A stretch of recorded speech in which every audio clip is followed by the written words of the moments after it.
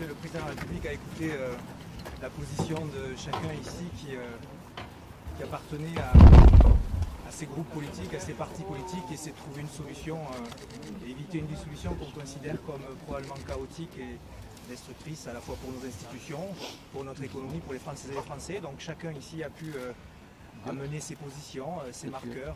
Pour ce qui concerne mon groupe, la question des retraites, la question du pouvoir d'achat de celles et ceux qui travaillent, la question de la fiscalité et la justice fiscale vis-à-vis des plus fortunés d'entre nous, par exemple la question du 49.3 et cette recherche de compromis vis-à-vis de celles et ceux qui considèrent que ces points-là sont bloquants. Chacun a pu le dire, le président de la République a écouté assez attentivement nos interventions.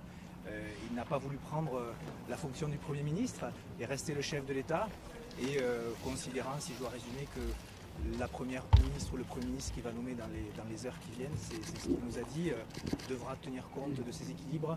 Et je crois qu'il a très bien compris que la réforme des retraites était le marqueur de l'équilibre. Il vous a dit nomination d'un prochain Premier ministre dans les prochaines heures, pas de dissolution. A priori, pas de dissolution, nomination d'un Premier ministre dans les prochaines heures.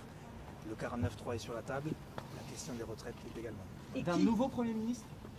Vous avez parlé de Première ministre au début. Première ministre, une ou un? Non, je n'ai pas d'informations.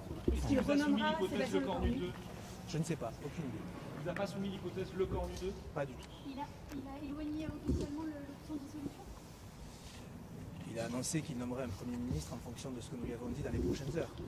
La grande question, c'est est-ce qu'il aura entendu correctement nos attentes, notamment en ce qui concerne la justice fiscale, la réforme des retraites et la volonté de beaucoup de personnes autour de la table de trouver une solution.